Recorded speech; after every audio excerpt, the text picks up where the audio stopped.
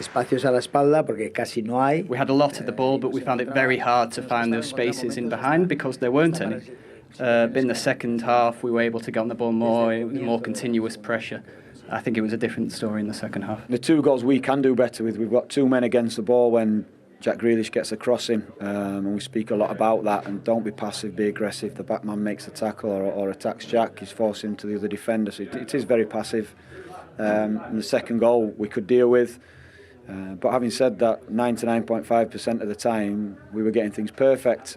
And that's what you've got to do to get the points against them, because that wasn't a below-par City performance. It was a good City performance, and we produced almost as good a performance. One big difference today was that Pep wasn't around. What was it like without him on the touchline and in the dressing room? We're mature players, we worked with him a lot of years, we know what he wants in these kind of situations. The most important thing is that he recovers, he stays fit, even though sometimes it's difficult, he's stressed, he's calling there and there. But yeah, very happy and glad, and hopefully we can have him soon. It's interesting actually, Micah, to hear Paul Heckingbottom say 99.5% perfect, but still not even good enough against Manchester City. Just not good enough. I mean, they were so good within the game. The game was really interesting. They were sort of compact in the middle of the pitch and leading the space wide. But I thought that was excellent. I really did, against a Man City side that were wasteful at times, and they got frustrated. They dominated possession. They dominated. 35 crosses they had. They had 30 shots as well, but only 9 of them are on target. But if you just look at the shape here, and you see the 5 defenders and the 3 midfielders just helping out here, and Grealish and Baldock here in a one-on-one position, but just look at the midfielder. He's just helping him out. So we know Grealish can go both ways. Yeah. So he's in the right positions. So if they do get a crossing, it's not going to be a great cross. On that particular occasion, it goes out. His position's really good here, but just watch Haaland in the box, and then you've got Grealish. So the midfielder's coming in here to help him out.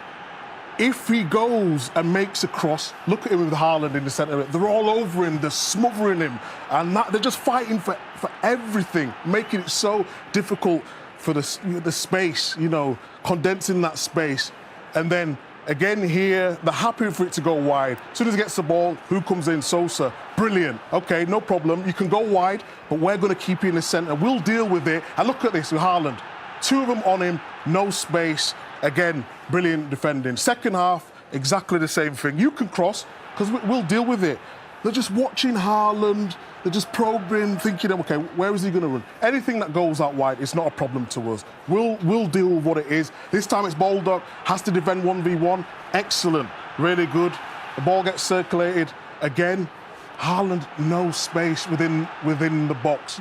And then they don't get up there. They're coming and get it out for a corner, and then the goal. And we talk about that 0.5% out.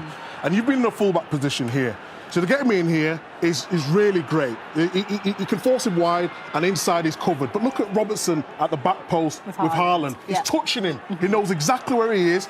But just look at Baldock's position here. He just gives him too much room. Robertson loses Haaland, and you know what the rest is going to happen there. You give him that amount of space in the box, and he's going to score. And how many people watching that game today? Oh, Haaland, it's not his day. It's not his day. He missed the penalty. He couldn't hold it up every time he got it. And then Sheffield he comes up, he's like, don't you ever doubt me. That's what I mean, but that's what the best strikers do, Alex. It's moments. Moments, that's what I was talking about, the moments in games. OK, well, I like how Alan is bailing you out once again, because you don't want to throw your mate under the bus on this one. Is that what we do? Because your mate, you didn't want to do this. It's your time to do some analysis. Pass it over. Kyle, I apologise for laughing, but I did find this funny, only because you've ended up winning the game. And I agree with you, Mike, I thought Sheffield United were superb. But just have a look at Kyle here. It wasn't his finest. Just a mad 5 minutes. It was like... I mean, I don't even know what he's trying to do here, back-heeling it in his own 18-yard box. Then he stays off the pitch. Sheffield United keep the ball alive, and this is when Bogle scores. It's a wonderful strike. But actually, Kyle Walker being off the pitch is actually keeping McBurney on, because if you watch Ederson, he complains he's offside, and he would have been. but for Walker staying off the pitch there, you can see his hands on his head already. He knows what's coming. He can see the error. And it's like, and then, I know exactly what you're thinking. You're absolutely delighted Pep's 1,000 miles away and he's not waiting for you in the dressing room. But to his credit, he gets it right in the end. He wants to rectify that error, and he did so. On the first occasion, only a couple of minutes left. Alvarez blasts it over the bar, but it's him that keeps the ball alive here in this position here. That should have been out. It should be out, seeing out the defender, but he doesn't allow him to do that. He did really, really well. Keeps the ball alive. Goes into Foden then, and what a finish that was from Rodri. So it was a different couple of minutes, and he's saying, I know exactly what he's saying then. We can't repeat what he's saying. What's he saying? When's he coming back? When's he coming back?